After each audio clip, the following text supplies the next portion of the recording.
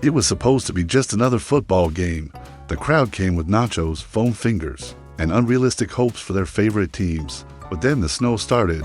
At first, it was charming tiny flakes falling like confetti. Within minutes, it looked like the inside of a giant snow globe shaken by an angry toddler. Visibility dropped to 0. Fans couldn't see the field. Players couldn't see each other. And the referees? They just blew their whistles at random snowflakes. The quarterback lined up for the first play. He squinted into the white void, searching for his teammates. Instead, he threw the ball directly into a snowdrift. The ball vanished instantly, like it had been swallowed by a frosty black hole. The offensive line stood still, unsure if the play had even started. Somewhere, a running back was screaming, "I think I'm in the parking lot," but no one could tell if that was true or just the wind playing tricks. The defense had it even worse. They couldn't see the ball, the players, or even their own helmets. So they started tackling anything that moved. A cameraman got flattened. A mascot got body slammed. At one point, a defender hit a snowman built by fans near the sidelines. Celebrating like he just forced a fumble, the scoreboard proudly flashed, "Snow, 7, humans, 0. Nobody protested because, frankly, nobody had any idea what was happening. The referees decided to huddle together for clarity.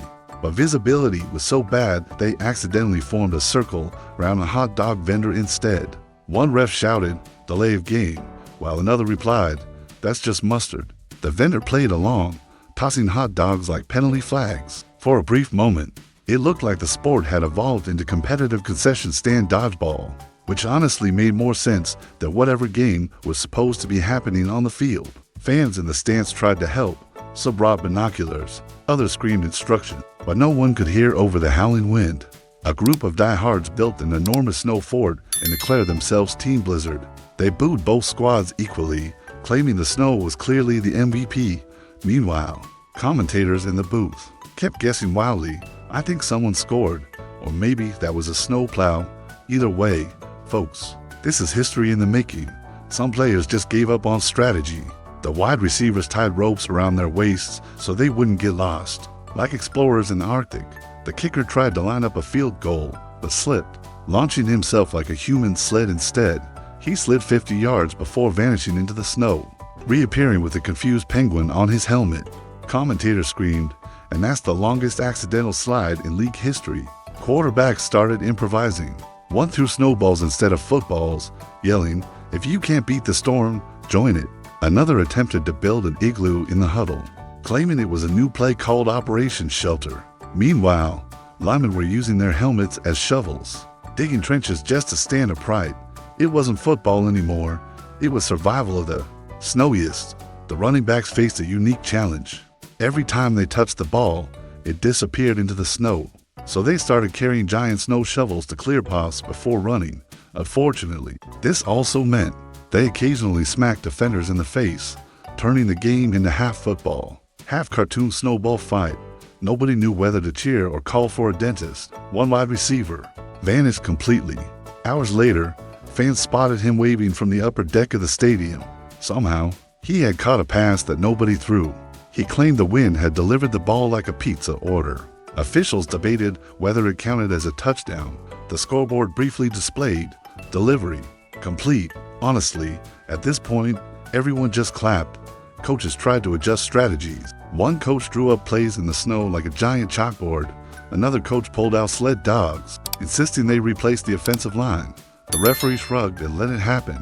Suddenly, Huskies were charging downfield with the football strapped to their backs. Commentators screamed, "This is the first touchdown in league history assisted by a sled team." The crowd went absolutely feral.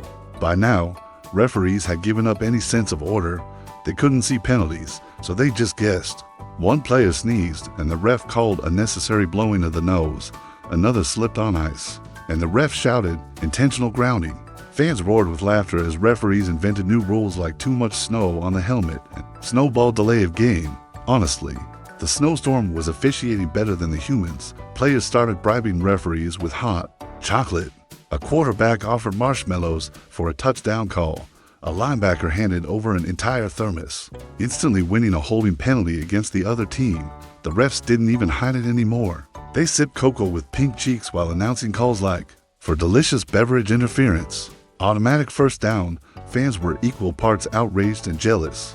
At one point, a referee completely disappeared in the snow. Minutes later, he emerged riding a snowplow like a knight charging into battle. He blew his whistle dramatically and declared, "Game on," before vanishing again into the blizzard. Some fans swore they never saw him return. Legend says he's still circling the stadium to this day, eternally searching for the 50-yard line. The coin toss for overtime was chaos. They couldn't find the coin, so they flipped a frozen pizza instead. It landed cheese side down, causing the stadium to erupt in horror. The referee announced, "It's the pepperoni." Both teams agreed that was fair. The pizza was immediately eaten by hungry linemen, which technically voided the call, but honestly, nobody cared anymore.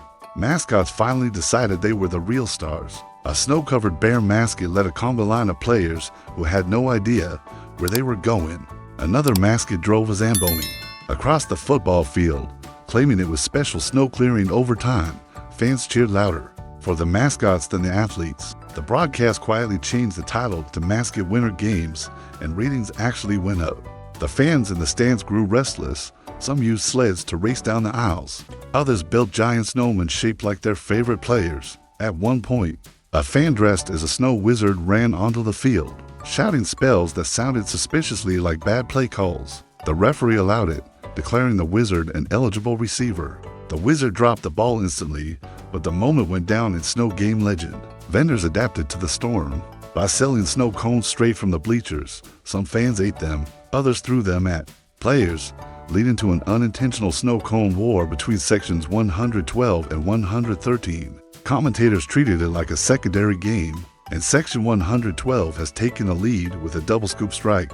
Honestly, it was more organized than the actual football game. One fan brought skis and started doing laps around the stadium concourse. Another group set up a campfire in the nosebleeds, roasting marshmallows while chanting, "We live here now." Security tried to intervene, but slipped repeatedly, turning their chase into a slapstick sliding contest. Fans gave them scores like Olympic judges, holding up 10-10 signs. The broadcast cameras eventually froze over, so the TV feed switched to random snowflake close-ups. Strangely, ratings skyrocketed. Viewers called it artsy football and compared it to experimental cinema. Some critics even claimed the snow was performing better than most offenses in the league. That season, ESPN considered adding snow watching as an official segment. In the middle of all this, someone actually scored. Nobody knew who. A shadowy figure emerged from the blizzard, spiked the ball, and vanished again. The scoreboard lit up with the words "mystery touchdown." Fans booed, cheered, and threw snowballs all at once. The league later reviewed the tape and officially credited the touchdown to nature. By the fourth quarter, everyone admitted it. This wasn't football anymore. It was chaos disguised as a sporting event. Players were building snow angels instead of running plays. Coaches had stopped shouting instructions and were instead roasting marshmallows with fans. Even the mascots looked exhausted, slumped over snowbunks like fluffy survivors of an ice age. The broadcasters ran out of things to say. They started reading holiday poems and narrating snowflake patterns like sports highlights. This one spirals beautifully, a perfect 10. One even broke into carols mid-sentence. Surprisingly, ratings still held steady.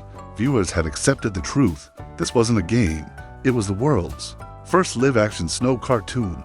Eventually, the stadium lights froze solid and went out. The entire crowd erupted into a glowing sea of cell phone flashlights, chanting, "Snow, snow, snow." Players huddled together for warmth. The referees finally declared the game a tie, though no one had any clue what the score actually was. It might have been 0-0. It might have been 112-7. Nobody will ever know. As the teams tried to leave, the blizzard trapped them inside the stadium overnight.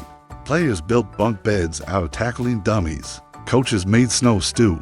Mascots organized bedtime stories. By sunrise, it wasn't a football game anymore. It was a holiday slumber party hosted by Mother Nature herself. And honestly, everyone agreed it was way better than the actual season.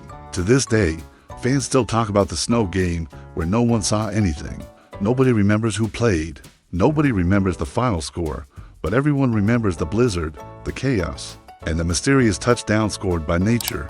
Some say the snow still lingers in the stadium, waiting for its rematch, and if it happens again, let's be honest, we'd all watch it.